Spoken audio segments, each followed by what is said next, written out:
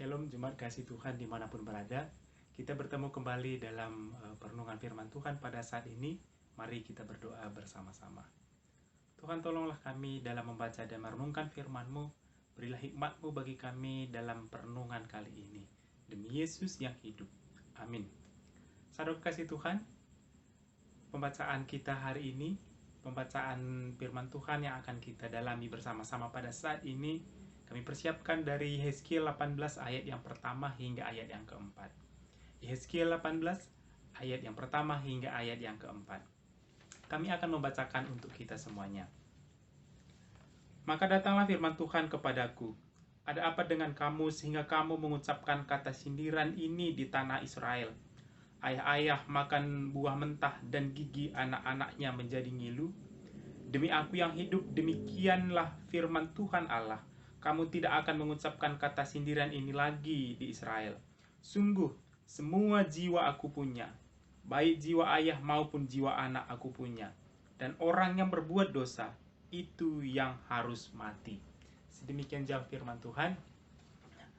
Sahabat kekasih Tuhan dimanapun kita berada, belakangan ini ada sebuah istilah yang cukup populer di kalangan kita orang-orang Kristen yang kerap sekali sering juga kita rujuk terhadap apa yang sering terjadi di dalam kehidupan kita bersama-sama. Istilah itu adalah dosa keturunan.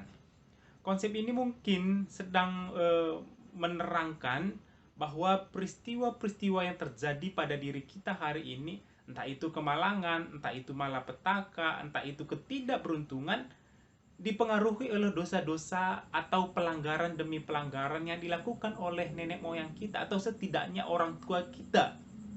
Bisa saja 2, 3 atau 4 keturunan sebelum kita begitu. Yang bahkan rupa dan wajahnya bisa saja kita tidak kenal dan kita tidak sempat melihat wajah mereka selama mereka hidup begitu.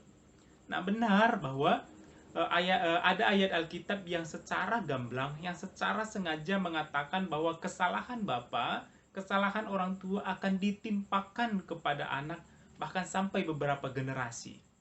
Nah, menurut kami dan menurut ilmu teologi yang memang harus kita pertimbangkan adalah kita memang harus berhati-hati ketika membaca dan berhadapan dengan teks-teks yang sedemikian rupa. Kita tidak bisa menariknya secara harfiah dan melakukannya mentah-mentah untuk kehidupan kita hari ini. Karena setiap teks lahir pada zaman dan waktu tertentu. Nah, konsep dosa keturunan juga ternyata memengaruhi bangsa Israel, memengaruhi hidup bangsa Israel, bahkan sampai ketika mereka di pembuangan, sebagian mereka sudah dibuang begitu. Pembuangan di Babel sebenarnya sejak awal dimaksudkan oleh Allah untuk memulihkan dan untuk memurnikan identitas mereka sebagai umat pilihan. Supaya mereka sadar betul, supaya mereka mengingat dan mengevaluasi kesalahan, pelanggaran, serta kejahatan-kejahatan yang mereka sudah lakukan selama ini begitu. Nah, ternyata alih-alih berubah dan semakin berharap dan mengevaluasi diri, mereka justru sering mengangkat peribahasa yang terjadi di tengah mereka, yang sangat membudaya di tengah mereka. Peribahasa itu adalah ayah-ayah makan buah mentah dan gigi-gigi anak-anaknya menjadi ngilu. Ayah-ayah makan buah mentah dan gigi-gigi anak-anaknya menjadi ngilu. Ini adalah peribahasa yang sedang sebenarnya berbicara tentang dosa keturunan atau kesalahan bapa yang harus ditanggung dan ditimpakan kepada anak-anaknya begitu. Nah, ini adalah budaya, ini dipengaruhi oleh budaya yang beredar pada waktu itu. Konsep mereka, asumsi mereka bahwa setiap yang terjadi pada anak-anak itu pasti dikarenakan oleh orang tua mereka pada masa lalu. Nah, apakah itu senada dengan kehendak Allah sebenarnya? Khususnya pada masa-masa pembuangan begitu. Apakah itu memang benar-benar senada dengan apa yang Allah inginkan, konsep itu begitu.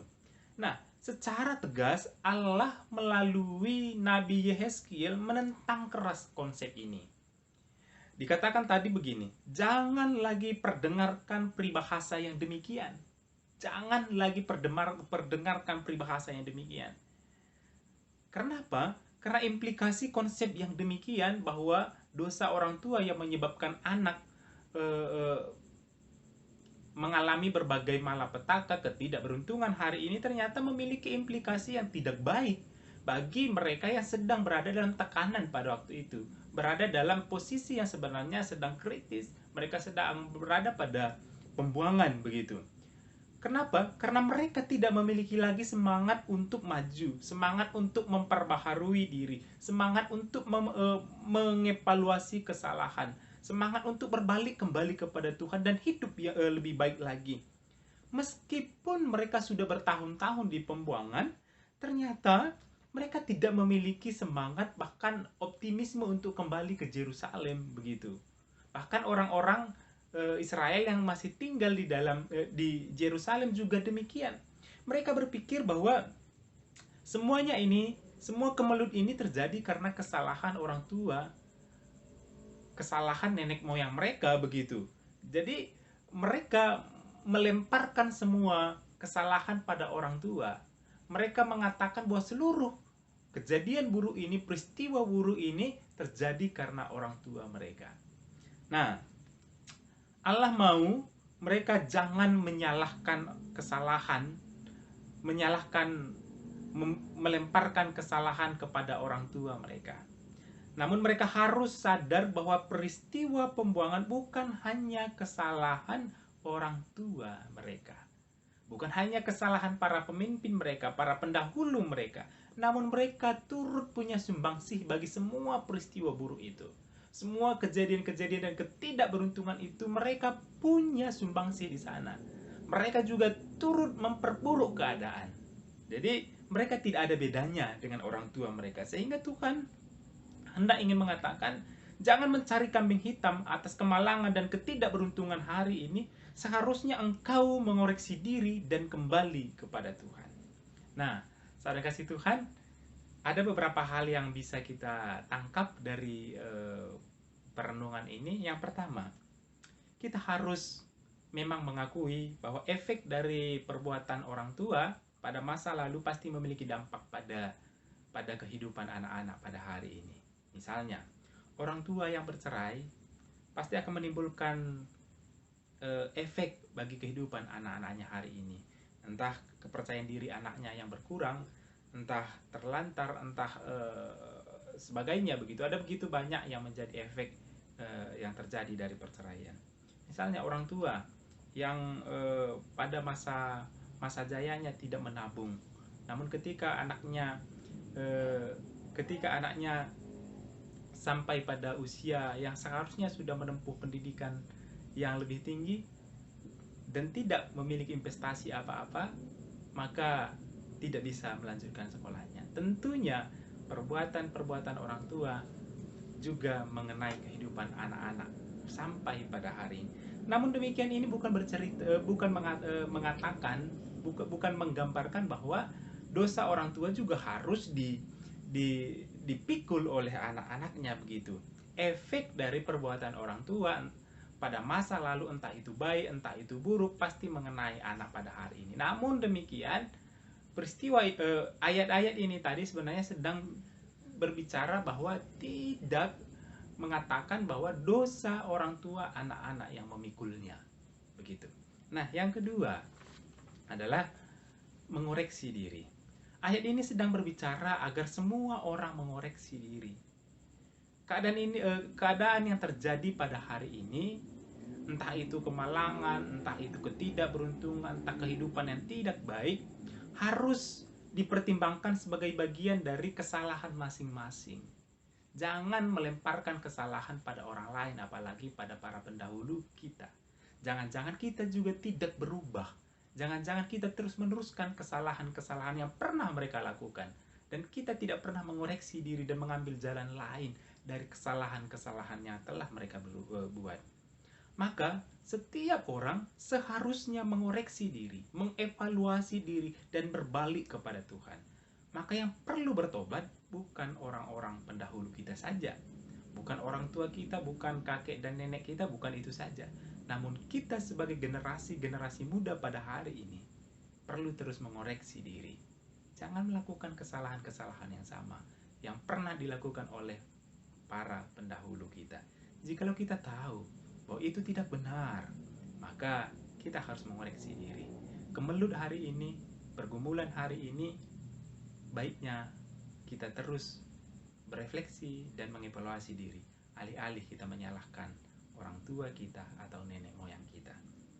Yang ketiga, dan ini yang terakhir, perikop ini tadi menolong kita untuk berhati-hati supaya kita tidak menjadi hakim bagi orang lain atas setiap yang terjadi pada kehidupan mereka, beban hidup yang berat, ketidakberuntungan, kemiskinan, kemalangan, dan sebagainya, atau malapetaka yang menimpa orang lain sesama kita, atau bahkan yang terjadi pada diri kita sendiri. Kita tidak menjadi hakim untuk mengatakan itu karena dosa orang tuanya, itu karena dosa nenek moyangnya. Daripada mencari kambing hitam, lebih baik dan lebih bijak kita terus mengevaluasi diri dan mendekatkan diri kepada Allah. Ini jauh lebih baik.